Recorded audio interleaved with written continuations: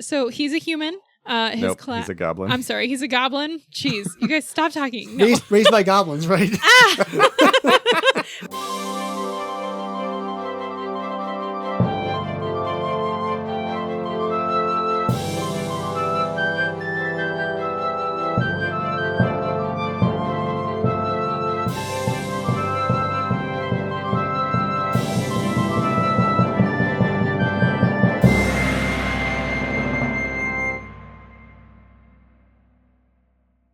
Welcome to the Tabletop Travel Guide, the podcast where we explore fictional worlds and civilizations right from the comfort of our own table.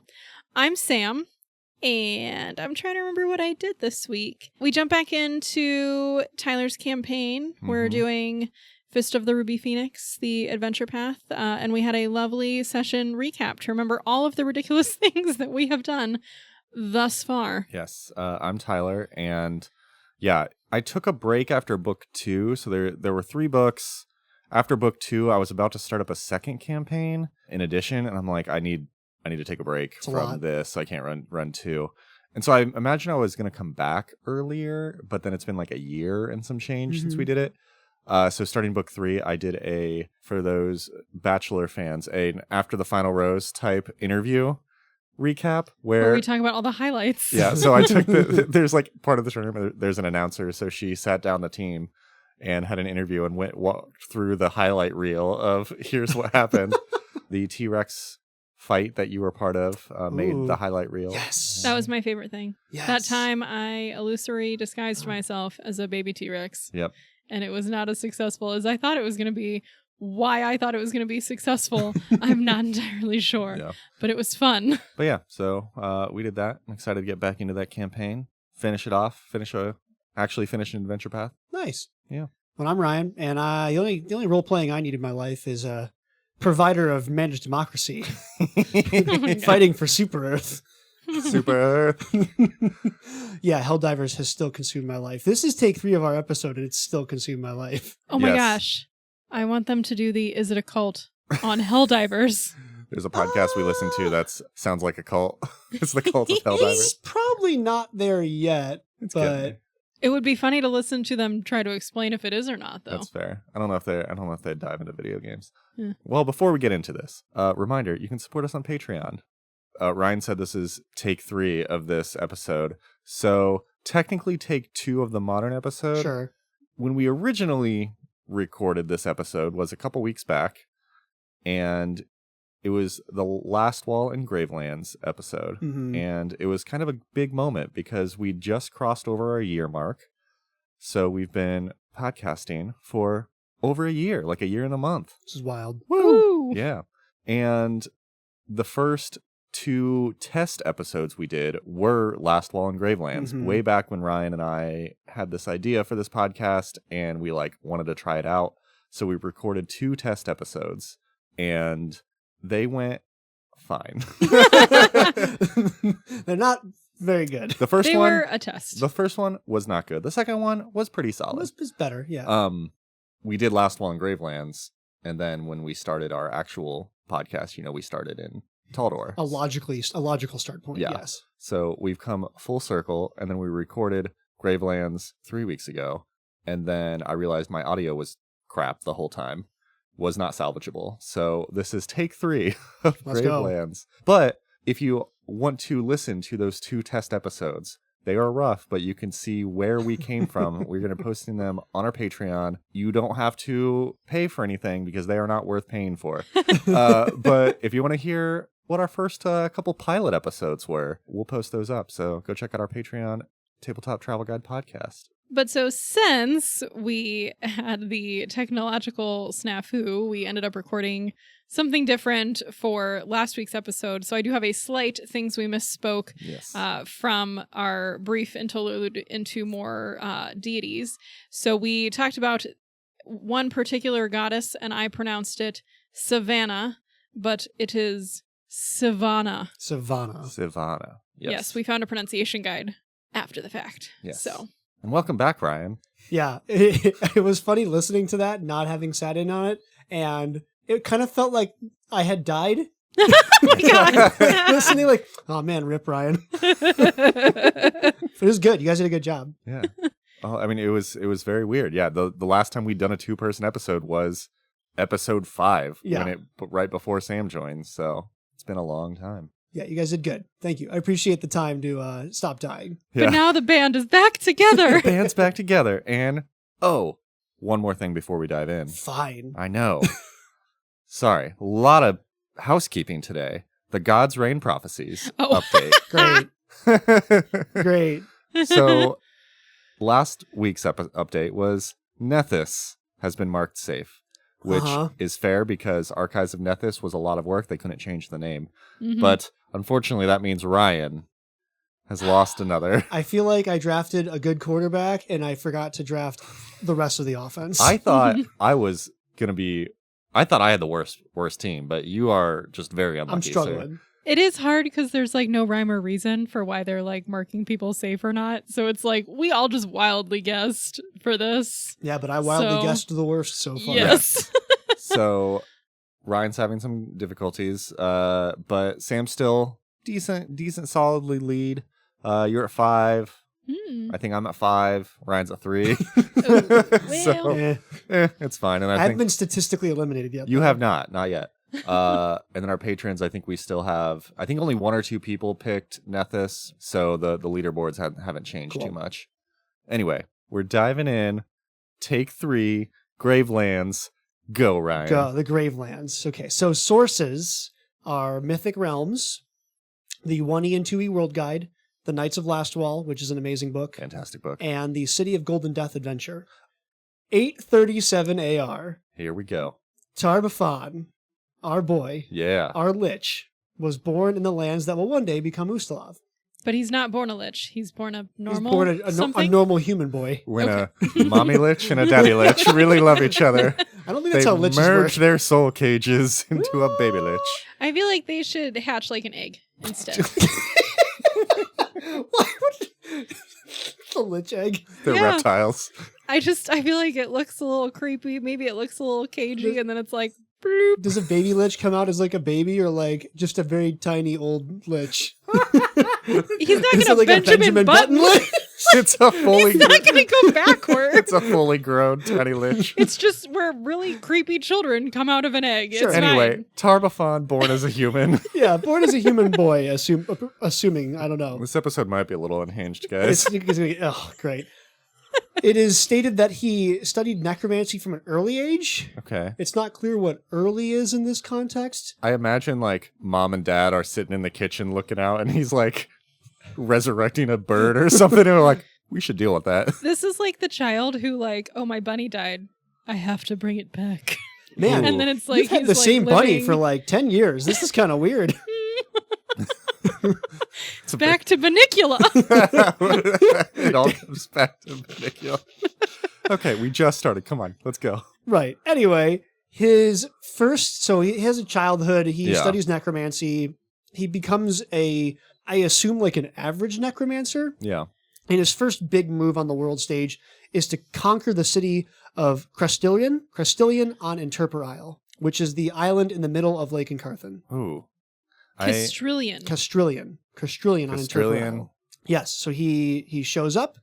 There's a large city on that island owned by the Golden Solidarity. Shout out Druma. Yes. The Druman Prophecies of Calistrade. It's like a subsect. In like a group that loves money and like a country that loves money, the Golden Solidarity were like, they really like money. Yes. So they really like money, but they think their goal, or the goal of the pursuit of wealth, is not to create a perfect afterlife, but to build lots of philanthropic opportunities. Oh. It's kind of nice. Nice. Yes.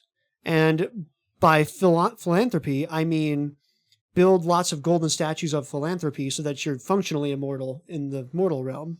Like, do so much good that people remember you for being so good. Do it Less for the altruistic.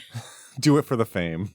Yeah, like do good for the fame. So it's not 100%, but it's still not. I mean, it's not awful. It's better good than actions, bad doing intentions. evil. Yeah. Not evil, right? That's true. It's very like neutral, good, sort of. Yeah. Okay. They're generally pretty chill. They refuse to wear valuables like overt displays of wealth. They try to stay very like plain and with the people. So of course Tar-Baphon targets them and completely obliterates them. Because he's like, I want all the gold? Is that the goal? Because he here? wants all the gold, yeah. Okay. It's like attacking Fort Knox for all Sure. the money. Yeah, so he wants all the gold. He turns the city into his personal enclave, and it's now like his fortress of wealth. So whenever he does any future conquering, he will kind of transfer all that wealth back to his new fortress. He will rename this isle the Isle of Terror. Ah, yes, the name we all know it by. Went through a rebrand. Yes. Like, Ugh. coming soon, the Isle of Terror. Yes, so he renames it the Isle of Terror. Yeah. He renames the city. He names it now Zin Grafar Sure. because he's a big fan of Thassalon. Yeah. He thinks Thassalon really had the best idea of how the world needed to work, and he thought it was his job to like be New Thassalon, bring Okay. back old Thassalon, Mm. which is That's right. And this is before actual New Thassalon shows right, up. right. Yeah, we're still 860. Oh, yeah. like, Okay. We're really early. He figures out that there's a place in the Isle of Terror that is very thin to the plane of shadow. Uh-oh. Ooh. So he starts a bunch of research there, and he starts getting up to some dark, evil stuff. So he's murdered a city, he's killed all the inhabitants, and he has a fortress on a little island in the middle of the lake. But he's not really made it big yet. He needs to do something else. Oh, yeah, these have all been small potatoes. Well, Just doing some necromancy. Guy has a murdering private a bunch of island, but that's people. not. It's fine. it's a minor island, to be fair. Yeah. Yeah. He thinks, well, I really like Thassalon. I should look at those former rulers of Thassalon, specifically Zutha, The Rune Lord. the Rune Lord Zutha. So by 872 AR, he starts to, I'm gonna go find where Zutha's buried. I think there's something at Zutha's burial that could be beneficial to me. What was Zutha over? What was their domain? I thought it was the zombie one. Gluttony. Ah, gluttony. Yeah, I think he ended up being a zombie. So he was also a necromancer, and he turned into a lich. Yeah. Okay. So, yeah. That all makes sense. So remember, That tracks. Tar-Baphon is just a lowly necromancer. He hasn't become a lich yet. So he seeks out Rune Lord Zutha. And by 880 AR, he finds Rune Lord Zutha. And somehow uses that power to enhance his own power. It's not entirely clear what he did, but he becomes much more powerful because he found that rune well. Yeah. He finishes conquering the rest of the Isle of Terror by 881 AR by defeating the Black Dragon Karamoros. Oh, I love her. Karamoros. Let's talk about Karamoros. Karamoros. So Karamoros appears heavily in my campaign. She doesn't really appear so much in Tyrant's Grasp. Yeah. Because Ryan recognized that this is a very cool character and we should give her more screen time. Yes. She's great. So she's a super powerful black dragon. She used to rule the Isle of Terror with her two children, Istravek and Naraga. Wait, did she used to rule the Terror while the Druma people, or was there an in-between stage? It was kind of like I rule this half, you rule that half. okay. We don't talk. It's Yeah. fine. Just cut the island in half. Yeah, it's our fine. neighbors are weird. Yeah, so Tar-Baphon takes the first half Okay. and then takes the second half from Okay. Karamoros. Makes sense. So Tar-Baphon lured her two children away into his service and is generally seen by Karamoros as negligent of her children, but she doesn't immediately think, I need to go kill this guy. It's more like, my dumb kids, Yeah, they're they working for this bad boss. He doesn't have their best, things in mind, but Yeah. Stupid teenagers, what are you gonna do? Right. basically, Istravek is wounded on a mission. Karamoros is really mad about this. So Karamoros shows up and blows up a couple of Tar-Baphon's buildings. That's fair. And Tar-Baphon, of course, answers very reasonably and rationally to this small show of force. Oh no. He enslaves both the kid dragons, rips off some of their scales, shows up to Karamoros' cave, and throws a bunch of the scales at her feet and says, step off or I'll torture them more. Rude. Rude. Necromancer things, I guess. Seriously. So Karamoros comes to some kind of truce based on this awful diplomatic exchange. Yeah. 881 AR, Tar-Baphon rips a rift to the void, the negative energy plane, and decides, okay, I need to test this. Oh boy. Oh no. So he asks the kid dragons to go in, What? to go test it. Hey, go check out this void. Is it dangerous? We'll find out. We'll find out. Karamoros, not very happy about this. Yeah. I don't know how she found out about this, but she's not very happy that her kids are being used as guinea pigs for extraplanar adventures. So she shows up again, tries to fight Tar, ends up getting thrown into the pit by her own son, Istravik. Oh, It's not great. top 10 anime betrayals. Totally an anime betrayal. Her own son betrays her and throws her into the pit. And this was after he got portaled and ravenered. Yes, probably. I think so. That would make sense. So do the kids go into the void before Karamoros gets there? I think so. Okay. I can double check that, but yes, I believe so. Eventually, they think Karamoros is dead, but eventually she comes back as well as a Ravener. She turned out to be a great ally in Ryan's campaign. So she will eventually return to the Isle of Terror, and she forever hates Tar-Baphon. She laments the loss of her children, and generally, although extremely evil, is also willing to work with anybody against Tar-Baphon. Can you explain what a Ravener is, just in case our listeners are not familiar? Yes, a Ravener is a version of an undead dragon. So it's an undead dragon that has been thrown into the negative energy plane for a long period of time. So both of the kid dragons are now Raveners. And Mom is also a Mom Ravener. is now also Big Baddie. A family Ish. of Raveners. Hey, nice. Yeah, and we're talking like CR 21, 22. They're very, very powerful. But I think like a very sad, but also relatable story. Mom trying to look out for her kids. Yeah. She just wants what's best. And kids got in with a bad crowd, and that crowd was Tar-Baphon. And you just want her to just eat him or something. Yeah. Mm-hmm. It's a hero we can all root for. Yep. Yes. Also, if Raveners don't consume souls for like 7 days, they have issues. So they have to constantly eat other people. That's awkward.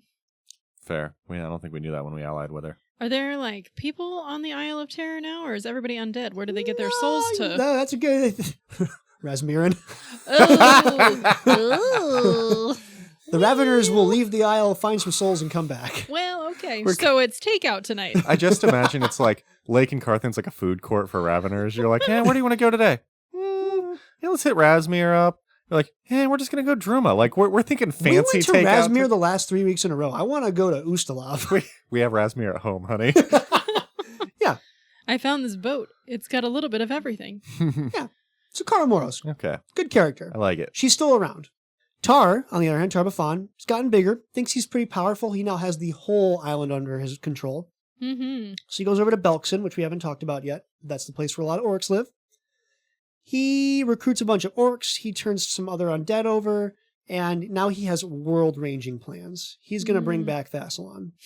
Man, that's like, it's an interesting thing to be like really into an old, we're going to bring back the Roman Empire. Yeah. Like, we're big Roman Empire fanboys. We're like, we're going to bring it back. But the thing is, Tyler, Europe did that for about 2,000 years. That's who does We're that? the Holy Roman Empire. That's fair. Well, so how much time has passed between currently when Tar-Baphon is like, I would like to make Thassalon great again, to when Thassalon was actually a thing? Well, Thassalon is what? Negative... Thassalon was pre-Earthfall. Yeah. So this is like, this is not even like Holy Roman Empire like was hanging out and still trying to make something cool. It's like us looking back and being like, man. Yeah, it's like us now trying to make the Holy Roman Empire a thing. But also, I think you can make an argument that like life looks very similar for them. Like they're still that's wizards, true. they're still magic. Like, Yeah. that's a very attainable thing. Like That's true. If we were all still walking around, watery tarts for throwing swords at us, like we might also want to remake the Roman Empire. Well, I didn't vote for you.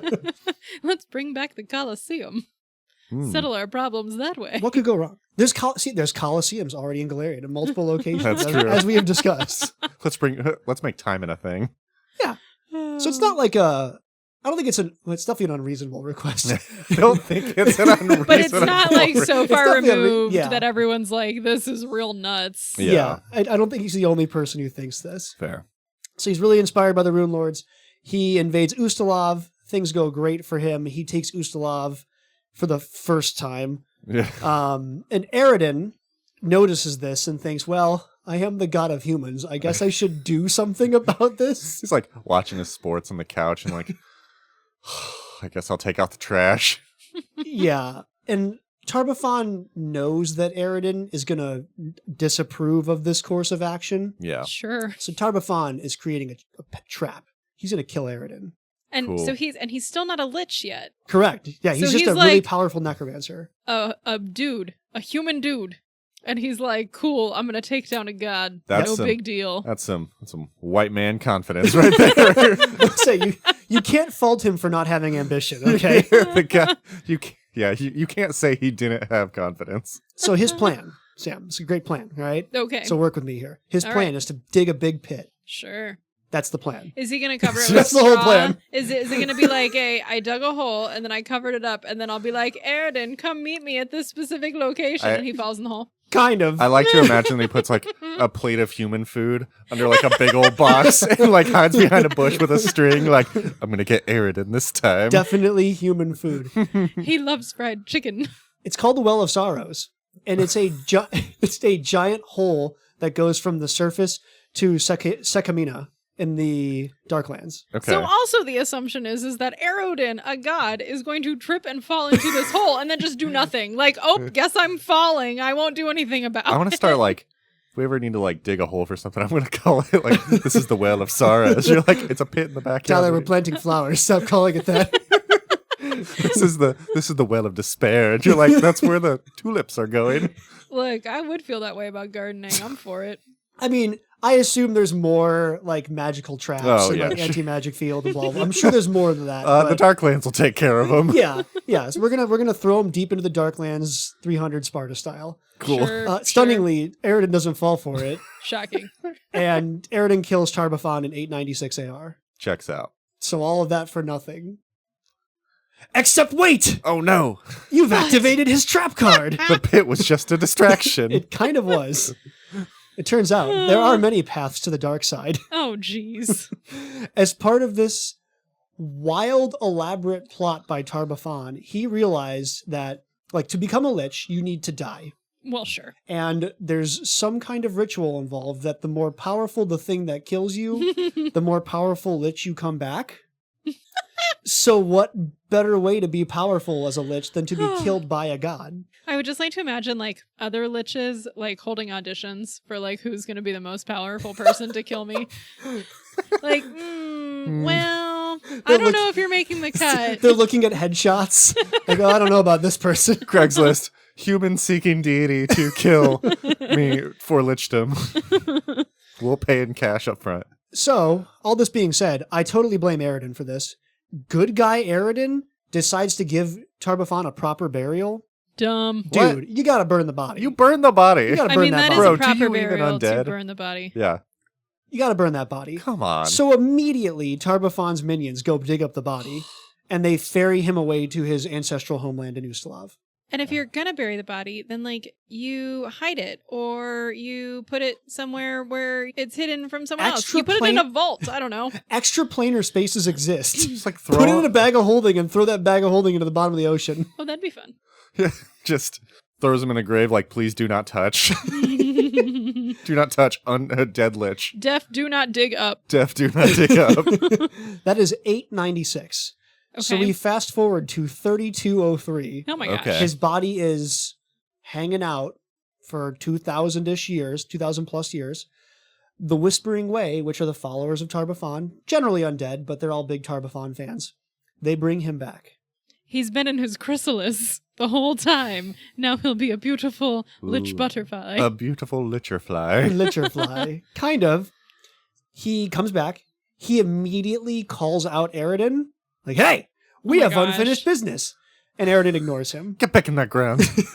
Get back in there. Who said you could leave? So he names himself at this point the Whispering Tyrant. Sure. There are a couple unofficial sources that talk about the origin of that name, but in-world historians agree that all those sources are crap and like made up after the fact. He actually got that name because he had an ASMR podcast before. Welcome to the Tyrant Podcast. No, we are not that type of podcast, Ryan. So you've just come back as a super powerful god lich, demigod lich. What's your plan? Oh gosh. You know what? Fight Aridin. Like, But Aridin doesn't know. want to fight. So he has denied the rematch boxing I feel match. like I would go back and make sure all my stuff was still there. I'd want to check out my gold island and be like, hey. check in on the house. Check in on the house. All right, what's the damage? Who has stolen stuff? Are my dragons still around? Well, he just goes back and conquers Ustalav again. Okay. Oh, okay. No planning, no like chilling out, breathing some air. Yeah, he goes back to Belkson, and this time he's like, "Hi, orcs, you get to work for me again. It's going to be great. This is the second time around. Also, when you die, you get to keep your bodies." Oh. Yeah, He gets to keep their bodies. yes, he gets to raise them as undead as they die. Seems like a bad deal. Well, no one ever targeted the orcs as super smart in this period. That's Oh. fair. They wanted to go fighting, and Yeah, that's fair. they were presented an opportunity to go fighting. Yeah. And Tar-Baphon is wildly successful. He takes Ustalav again. Poor Oh, Ustalav. He conquers Ustalav for 5 centuries. Yep. Oh. It goes great for him. Yep. Not much has happened during those in Ustalav. So 500 years later, Taldor is sick of it. Taldor is like, there's this undead country ruled by a dude calling himself the Whispering Tyrant. Aridin won't deal with it, so I guess I will. Yeah, I think I'd be like really annoyed as Taldor, who like follows Aridin, to be like, hey, remember that guy you killed and didn't burn, and then his body was taken and you didn't care, and then he got revived and you didn't care? Like, bro. Right, It's because not great. all of this basically borders Taldor in some way, shape, or form right now. Taldor's huge. They're at the height of their power, Aridin did everything wrong. Hashtag. pretty much. So they declare the Shining Crusade in Yeah. 3754 AR. Woo. We're going to go take down Tar-Baphon. It takes a few years. So that was 3754 was the crusade being declared. But by 3801, the crusade gets its own kind of D-Day mission. They get into Velamis, and they start to slowly work their way and take back the whole country. And they're pushing toward Gallowspire, which is what Tar-Baphon has declared his capital in Ustalav. Now, from a geographic standpoint, Gallowspire is where? It is... In Ustalav. It's in Ustalav. It's Okay. west. It's Yeah. inland to the west. More. It's like it's kind of like near the border of like what Lastwall will become and kind of where Gravelands. It's like western border of Ustalav ish. Yeah, so they land off of Lankenkarthen Mhm. and they push east to west across the country and slowly Okay. clear. Even then, it's sort of weird. Like they're not clearing the undead; they're clearing Tar-Baphon's undead Mm. Like because there definitely aren't vampires in Ustalav.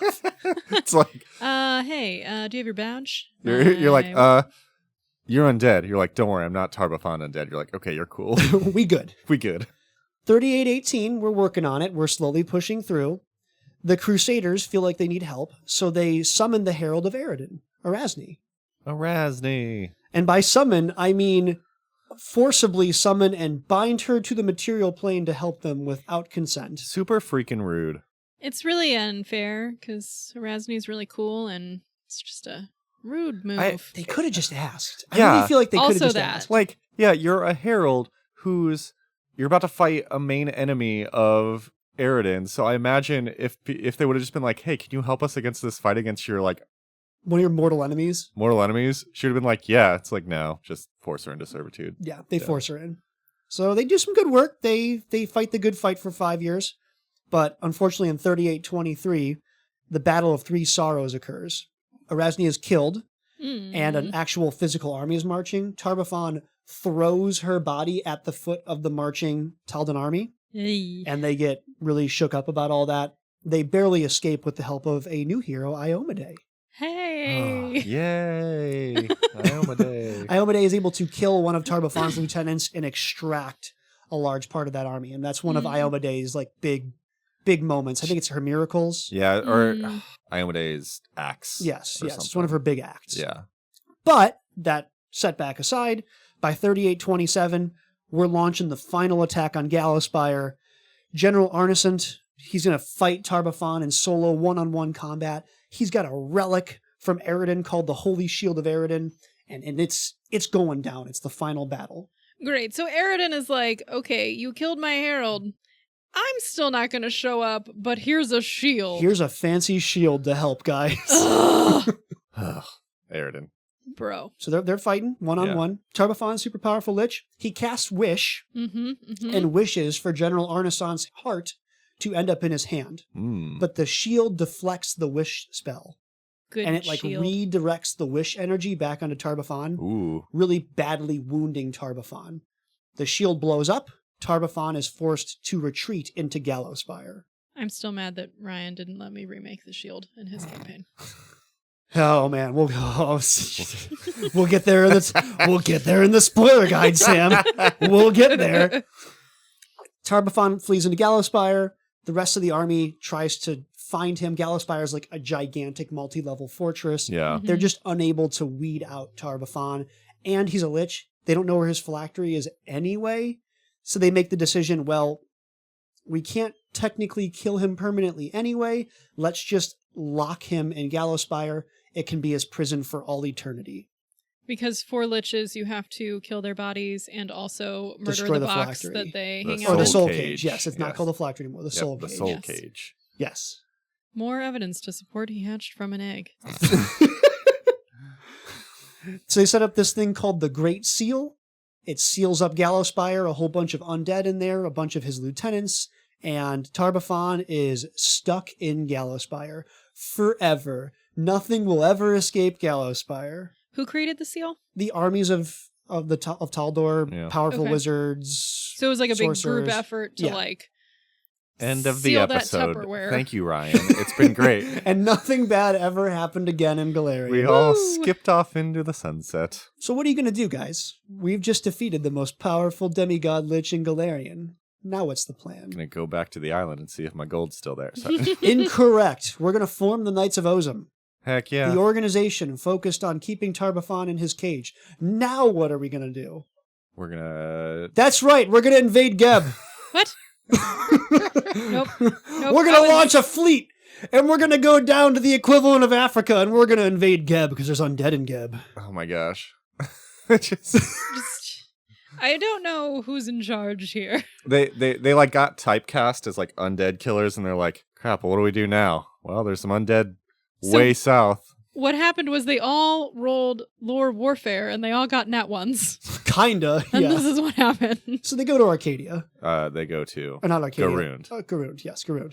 They go to Garund. They go to Geb. It immediately goes poorly. The Vanguard Knights, 7 leaders of the Knights of Ozum get captured, and they get turned into 7 Grave Knights. Oh boy. Those Grave Knights then go back to Lastwall. Remember, Erasni's body is like a holy relic that hangs out in Lastwall. Oh. The Grave Knights steal that body, bring her back to Geb, and Geb turns her into a Lich Queen. And that's how we get Erasni the Lich Queen in Geb, So, with her Grave Knights who air quote guard her. oh boy. Okay. So Tar-Baphon throws her body back Uh-huh. to people. Uh-huh. Taldor recovers the body. And once again, we don't properly do something with the body. We put it in a shrine where you can just look at it like she's like Sleeping Beauty or Snow White or So something. once again, I'm going to go back to Europe. We used to entomb like the hands of saints and stuff. Oh boy. It's true. Okay. All right. So that's the vibe here. And then Also, Ugh. it's just kind of funny because like reading Book of the Dead, which is like written from the perspective of Geb. Mhm. Like Geb is like old timer Yeah. of powerful wizard lich. Like he has been a lich for so long that Mhm. like Tar-Baphon's like young old boy compared to Geb. Right. Maybe not the best choice of things, Yeah. but nothing bad ever happened in that area of the nation ever again, of Okay. Golarion ever again. Because we established the Knights of Ozum and the nation of Lastwall. A wonderful nation whose sole purpose is to make sure, never forget, Tar-Baphon is there. I mean, not a bad plan. You don't want to just be like, Gallowspire is good, move on with life. Like, you never know. Ever vigilant. Ever vigilant, the Knights of Ozum, making sure Tar-Baphon never escapes. The entire nation is like a giant crusader state. They exist for one purpose. Again, never forget, make sure Tar-Baphon never breaks out. Yeah. Eventually, things happen. The even-tongued conquest happens. Taldor starts to decline. Lastwall will become its own nation versus a province of Taldor. But by 3800 AR, the nation of Lastwall's kind of bored with Tar-Baphon.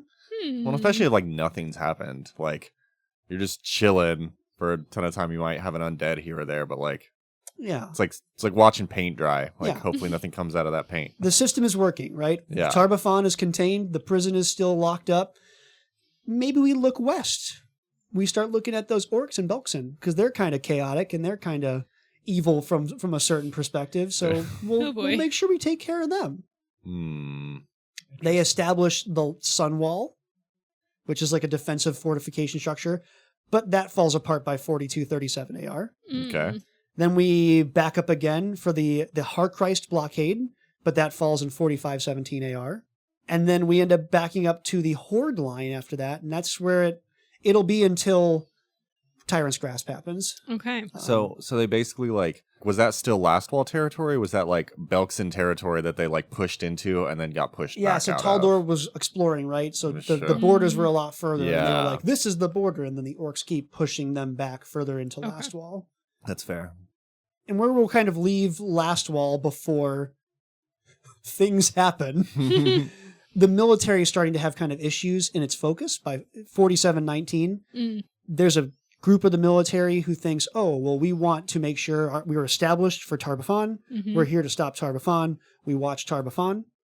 But there's another part of the group of the military now who says, we keep getting pushed back by these orcs. You're not giving us any options to attack. Like, all we do is defend. Oh. You should let us fight back. And they're starting to get a little mad at each other. I mean, I guess it makes sense. Like if you imagine one thing is solved and another thing is active, Right. in terms of your issues, like you would focus on the active. Right. One of these people advocating to fight back against the orcs is Throm Gauntwood. That's his dog. Throm Gauntwood. He owns Castle Everstand, which is a castle over on the western side of Lastwall. The original castle was made by his dad, Strom Gauntwood. He pulled a Deck of Many Things card for an instant fortress while they were being attacked by orcs. And they were able to like hold up in this instant fortress while they were defending. Man. And eventually survived. What great luck. Deck of Many Things is a trap. Super fun. So the castle's been expanded, and the Gauntwood family, being on the western border, is like, it's not fair. No one gives us resources. No one helps us fight the orcs. We don't believe in this. So Lastwall's there. It's going great. They're just chilling. It's going great. Just vibing. It's going awesome. Nothing bad. Yes, bad things happen.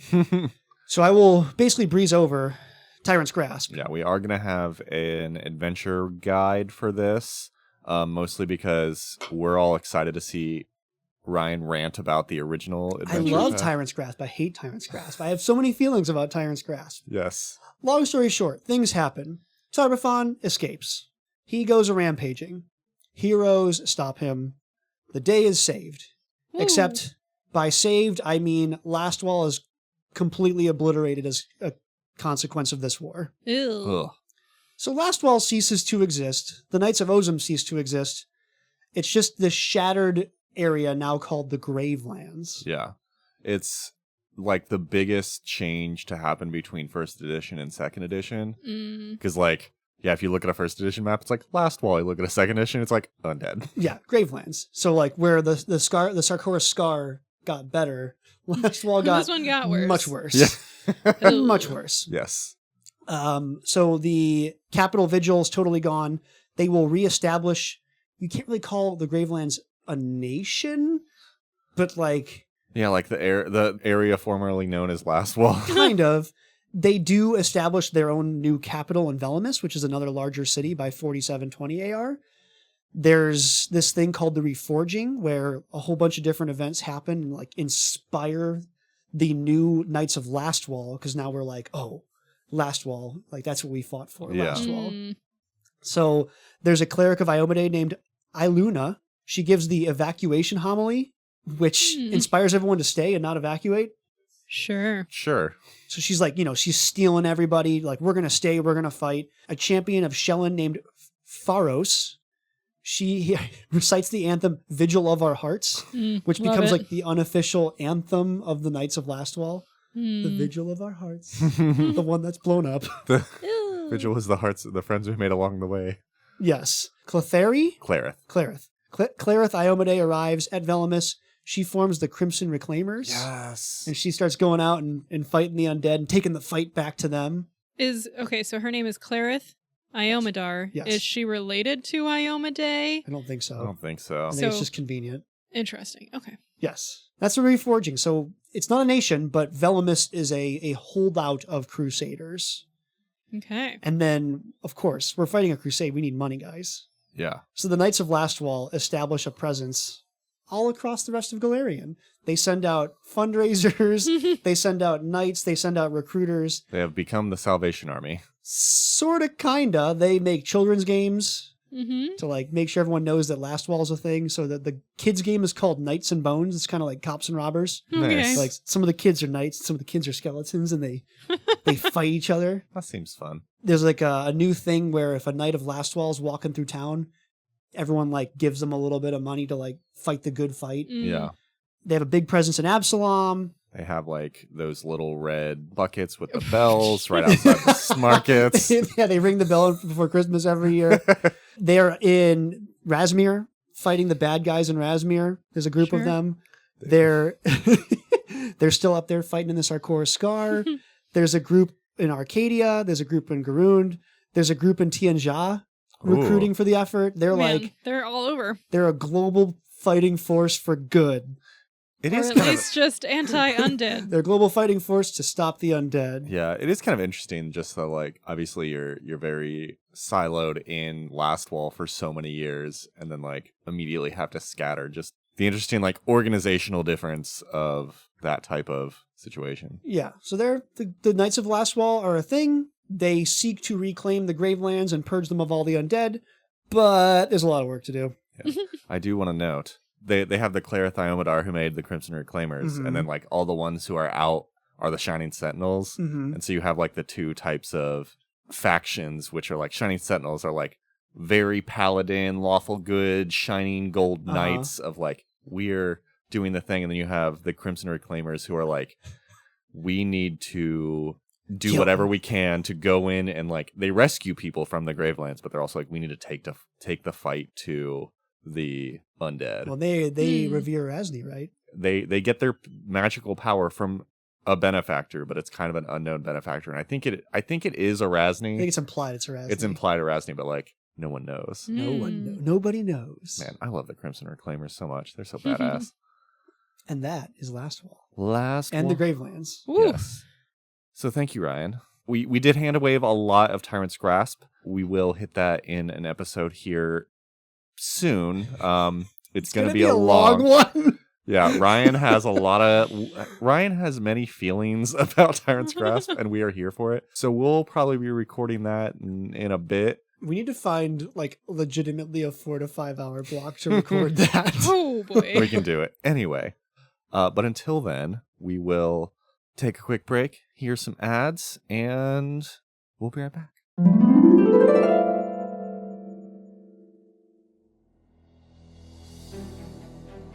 People from all over Golarion are joining up to fight for the future. I'm doing my part. I'm doing my part. I'm doing my part! I'm doing my part! Join the Knights of Lastwall. Save the world. Service guarantees citizenship. Would you like to know more?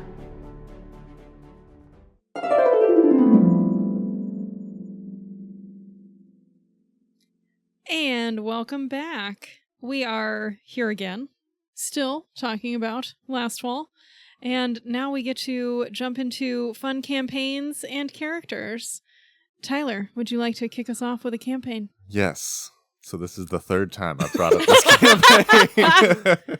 I'm on the edge of my seat. Tell me what it is. You guys have no idea what to expect. This will be idea. Interesting half, since we all know what we've done. Anyway, we originally did this campaign back in our pilot episode, and I loved it so much that I'm bringing it back. So I always take inspiration from things with my campaigns. I am doing a campaign that is kind of inspired by State of Decay. Mm-hmm. It's a zombie game that I get into usually about once a year. There are two, and in the first one there was a kind of an expansion where what you had to do is you had to build a base and you had to like rescue people and extract people from a city. Mm-hmm. So like there was zombies around the city, there were important targets that you needed to get back to your base and extract. The campaign I'd be doing is a kind of base builder campaign where either you're like in Ustalav or you are a person in Gravelands. Mm-hmm. And like, since there's no real infrastructure or city, your goal is to kind of build up a community in some form to survive in the Gravelands. And the quests would be like, you would hear about, oh, there's a medic in this area, or there's a cook in that area, or there's a blacksmith or something. So like you would prioritize like, okay, who do we need to get? Who do we need to rescue? And then what like, do I need for this? yeah, like, and then as you'd bring people back, they would, you know, contribute to your community and you'd get more benefits or something. So basically with the goal of you'd be building out kind of a base in a city, you know, like a city builder based on who you're rescuing. And like, So you throw back the people that aren't useful. You're a level 2 nothing. yeah, Goodbye. Get on my train seat. you in. But yeah, so then like, you know, if you chose one or the other, there was a Pathfinder Society scenario called Escaping the Grave that kind of had this vibe a little bit, where you were given a dossier to like find people in the Graveland. So it'd kind of be that kind of vibe. You'd be given like, here's a dossier of people, you know, these 3 might be all high priority and like time limited. So you have to like pick one, and then you could maybe find a second, but then like you might lose the third. Right, you're definitely not getting the third. Yeah, so you're like prioritizing the, you know, who you're trying to save to like make your base happen. So I just really like the idea of some base building mechanics and like saving people and like, yeah. Nice. I like it. All right, well, I have characters today. On our first recording, I did a random roll, and I was like kind of meh about my random roll. So instead, I am bringing the character that I built for Ryan's Tyrant's Grasp, Perfect. who was built for Lastwall, just because I think she's cool, and the mechanics are more fun. So that character, her name is Asenya. Asenya. And she is a cleric-based class, but then a hallowed necromancer archetype, which was super fun to play. So rather than being a necromancer that raises the dead, she is instead a necromancer that aims to put them back in the ground. Yeah. So cool. It's like, Yeah. you know the powers that raise dead, and you're like, I'm going to turn that back around. Yeah, so you get all these like cool magical things that then work against the undead, and it's a cleric build for her, so how I built her is more of a backline buffing for everyone else and gets to fire off some fun spells. I gave her some cool utility things. I really just enjoyed all the different magical mechanics that I built for her. When you tied her backstory in with Tyler's too, right? Yeah. Yes, so the cool thing that we did with them was we had them be Knights of Lastwall that were in Vigil as it fell, and were able to escape. So then her motivation for stay is obviously like to remain a Knight of Lastwall.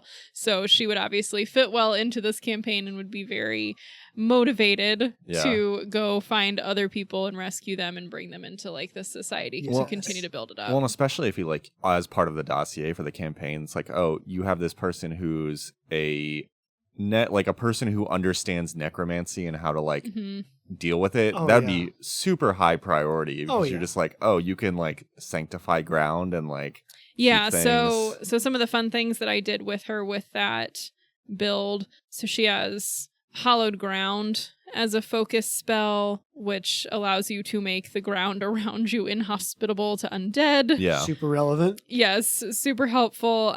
Positive luminescence allows you to become a beacon of positive energy. So if there are positive, yes, you get those positive energy benefits.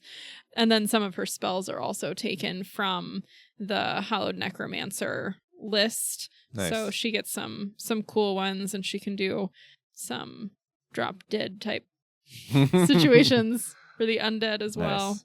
Built to kill the undead. Yes. Yes. No, I think that'd be a cool step in the campaign. I like it. Okay, and then I also get to bring one of our patron characters. Yeah. I mostly felt like I needed to bring out my Hallowed Necromancer because after reading the patron character, which was so much cooler than my random roll, I was like, man, I don't even care about my random roll because I like this one so much better. So I was like, I feel like I need at least something that's gonna stand up. I feel like we've learned very quickly that our patrons are better at creativity than us. It's true. Well, in our defense, like when you random roll, you're That's just kind of like true. taking whatever rather than like thinking through what would make sense for a story. So this character is brought to us by Kyle. Thank you, Kyle. Our character's name today is Gurguk Guzzlegut. This is the third G name I think we've had. We have had 3 patron characters. All of them are G names. Gurgut, Guzzlegut, Gurguk, Guzzlegut. Gurguk Guzzlegut. Okay. Nice. I'm going to call him Guck, maybe. I don't know. Is Gur better? No, they're all Gurg? Gurg. Gurg. Maybe Gurg is his nickname? Okay. So, if it wasn't obvious, he is a goblin. He's a human. It's weird. Oh, strange. Raised by goblins. So, he's a human. Nope, he's a goblin. I'm sorry, he's a goblin. Jeez, you guys stop talking. No. Raised by goblins, right? That would be actually the most hilarious twist. Okay. Anyway, he's a thaumaturge. Ooh, thaumaturge are fun. Yes. So Gurguk has been described as having big, jagged razor teeth and a prosthetic left arm. Nice. Oh. He lost it due to eating it out of desperation Oh no. after escaping the undead. Aw, Oh. poor dude. So He had it maybe had a severe wound on it, so maybe the arm wasn't going to make it, and he was like, well, I better use it for something. I'm not really sure. he had 127 hours himself. Oh my god. However, this traumatic event has led him to making the vow that he is not going to let anyone else go hungry if he can help it. No. It's very admirable. Gurguk. Yes. So he was given then the background of chef. Nice. Oh. So he doesn't wear the traditional chef garb, but he carries around bags of herbs and spices and foodstuffs. Oh. Nice. Okay. Yeah. So there you go. He's And got he snack said, pockets. Yeah. yes. And he said if given the free archetype option, he would give him the herbalist. Ooh, Oh, nice. Add more spice. Yeah. Yes, Nice, more spice. So when we talk about thaumaturges, this is not a class that I have built. However, Tyler did build one for Yes. also our Lastwall campaign. So can you just give us a brief, how does a thaumaturge function? So thaumaturges are like as close as you can get to a magic character while still being a martial class. So they built it in a way that you are not a spellcaster, but you have like wonky abilities that like mimic kind of magic things, and like the whole thing of it is like you can piece together different obscura to like make weaknesses and things like, Yeah. oh, I'm gonna like pull these couple random herbs and this silver and like mix it together and be like, you're now weak to my abilities. And then they each get implements, and there's all kinds of different implements you can choose that give you different buffs. So like I was a tome thaumaturge who also had a regalia and a amulet, and like there's a weapon and mirror, and like they all like spell like effects. Yeah. But you're basically a martial class who like is kind of like a hoarder of like obscura, which is kind of cool. Yeah. So I really love how Kyle has built in all of those thaumaturge elements into this character and ties it in so well to his motivation and his background, because his esoterra are all things like herbs and spices Nice. that he chews, so that when he bites people, he can exploit their vulnerability. Oh my gosh. Yes. So, like, the examples provided are a swig of hot sauce for fire weakness. Yes. And chewing on mint for cold weakness. That's so cool. Or chewing up peanuts to spark an allergy. Which I also think is Anaphylactic hilarious. shock, sucker. No, my one weakness. Peanuts. I didn't even know I was allergic. He swigs milk. I'm lactose intolerant. I just think that's great. Yeah. His implements, he has his grandma's old magic spell book, so he's also going tome. Nice. And then he gets a bunch of skills with that Yeah, too. Sure. And his second implement, again, I just really love flavor, is his grandma's old pan that's polished to a mirror sheen. So it Yes. functions as mirror. Oh my gosh. That's amazing. I know, I was really excited about it. Yeah. So that's his general presentation. Sure, sure. And then I do have a lot of information about how he got to the Gravelands. Sure. And what he's doing here.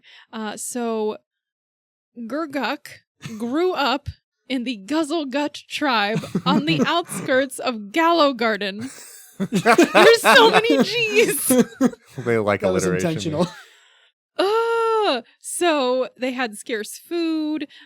His grandma, Gurgug, was the tribe leader, and she would cast spells on the food from her magic tome to make it edible and more flavorful. Nice. Yeah. So grandma was like really doing the most out here. Love it. When Gallows Spire exploded, it rocked this area of Gallow Garden, and then a bunch of undead came through and massacred the tribe. No. Oh. So then Granny Gurgug hid Gurguk inside of her cauldron to hide him. Oh no. And presumably she passed away because the next sentence says, now alone. Oh, no, buddy. no. Gurguk. Yeah, so Gurgug takes what he can from Granny's stash, including her magic book and her implements and all this stuff, and goes on to Oh my adventure. gosh.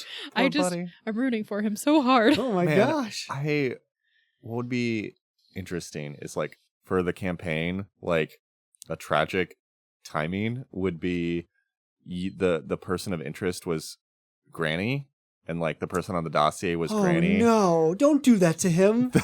Wait. Don't do that to him. Wait, hold on. Are you saying, but he knows that Granny's already dead, No. or he has to No, save like- Granny? like- If you were like that's how he's introduced to the group. So like Oh, the like- group goes looking for Granny and they find him in the cauldron Yeah. instead? Yeah. Oh, buddy. Oh, no. Also, look, Kyle, I don't know who hurt you, but I'm a little worried, buddy, because Kyle has also Don't shared call with Kyle us. out like that. Look, Kyle, do you need a hug? Do you need a beer? I don't know. Just let me know. Let me know what you need. Anyway, after Gurguk leaves his tribal land, he finds out that most of his tribesmen, including Granny, were raised as undead to serve the tyrant. No. So now Gurguk is scouring the lands, looking for a cure for undeath to get Granny back. Oh, buddy.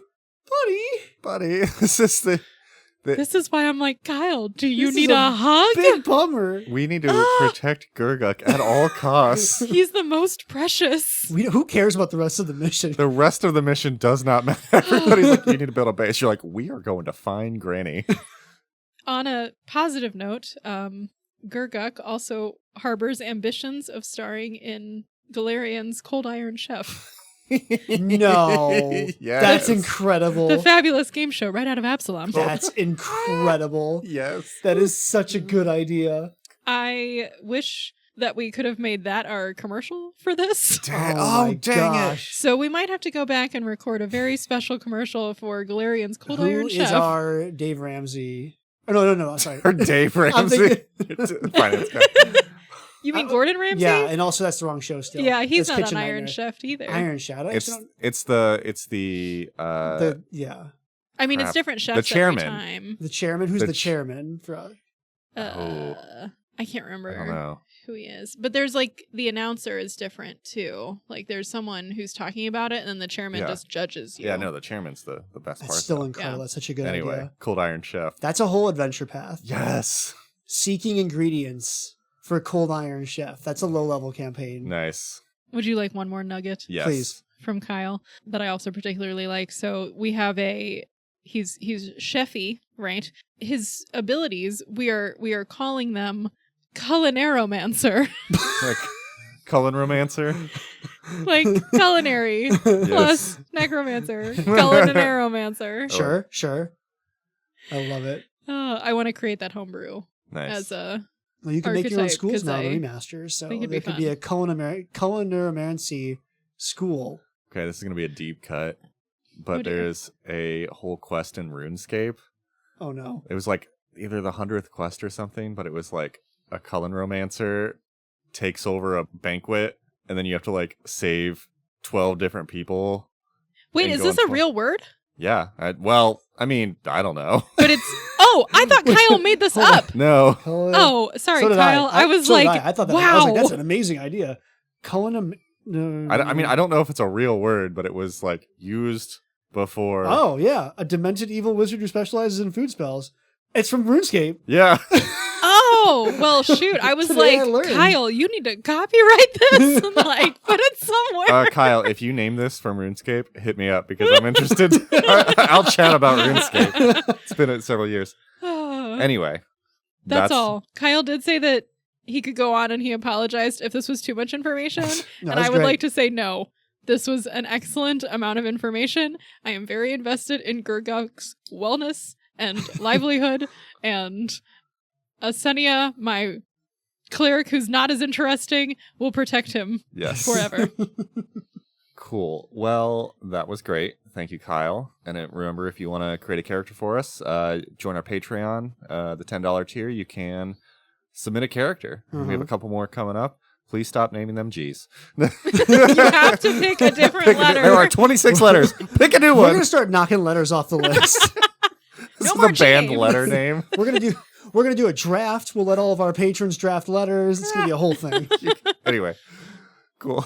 So, last thing we have to do is score. Oh, no. And we don't have to think too much because we picked last time. That's right. It was Soul a 9 out of Cages. 10.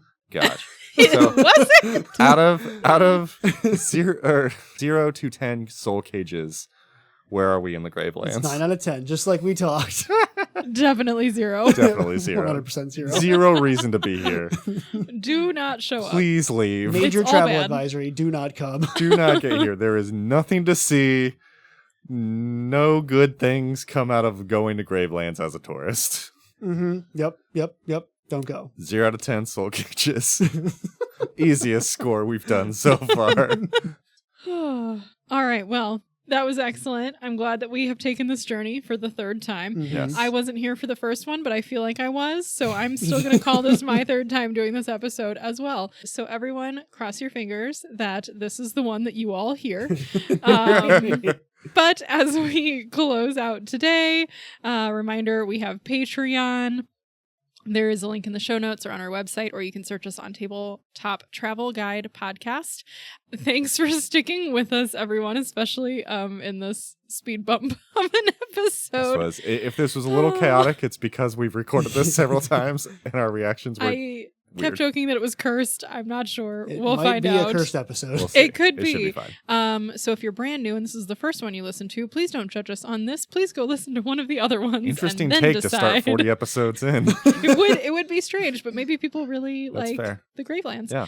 Anyway, if you want to reach out to us, tell us about your experience in the Gravelands or how much you will also protect Gurguk, you can email us at tabletoptravelguidepodcast@gmail.com.